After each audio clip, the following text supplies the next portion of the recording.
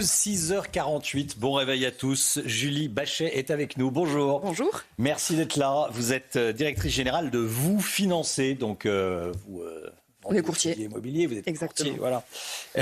Deux indices à la reprise du marché immobilier, les prix et le nombre de ventes. On va commencer par les prix.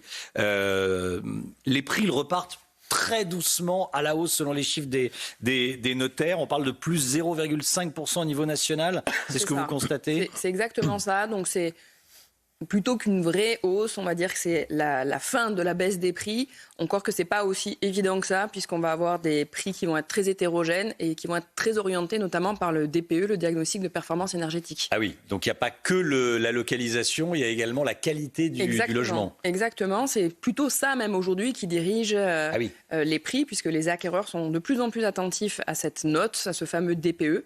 Et donc des biens qui vont avoir une note qui vont être F, G, vont être plus facilement négociables ou en tout cas vont avoir des prix plus bas que des biens qui sont performants énergétiquement. D'accord. Géographiquement parlant, où est-ce que ça repart, où est-ce que ça augmente fort, où est-ce que ça baisse, où est-ce que ça stagne ? Alors il y a des villes où ça n'a pas baissé et où ça a continué d'augmenter au cours des dernières années. Je pense à Marseille notamment, qui était très décalée en termes de prix malgré le fait que ce soit la deuxième ville de France. La région parisienne. Donc Marseille, ça augmente ? Marseille a toujours augmenté, n'a même pas baissé. D'accord, ça continue. L'Île-de-France, ça augmente ? L'Île-de-France, non, c'est plus mesuré. On va avoir on va dire que ça baisse moins vite que ce que ça a baissé. D'accord. On pense que ça va revenir à la hausse aussi, mais on parle de hausse très, très mesurée. On ne peut pas parler des hausses qu'on a pu connaître il y a 5 ou il y a 10 ans. Donc vraiment, on parle de moins de 1%. D'accord. Ce qu'on se disait, c'est l'épaisseur du trait. Exactement.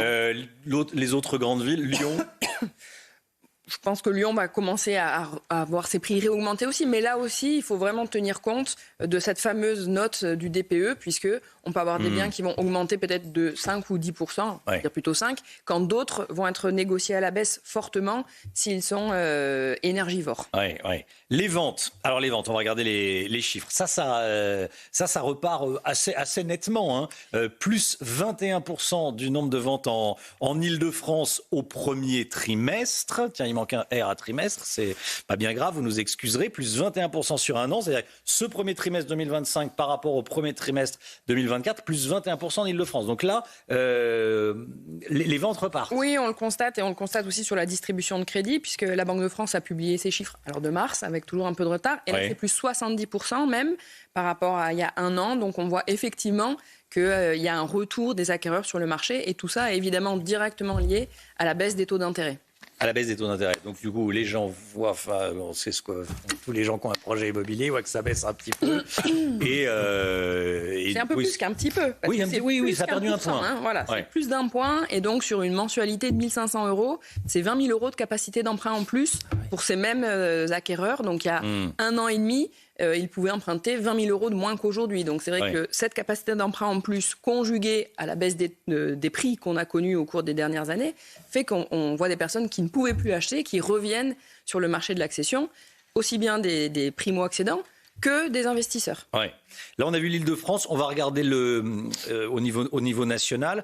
Donc, on est à 880 000 ventes sur un an. C'est-à-dire que si on part de mars 2025 et on revient 12 mois en arrière, il y a eu 880 000 ventes. Quand on était en septembre dernier, septembre 2024, il n'y avait que, entre guillemets, 832 000 ventes.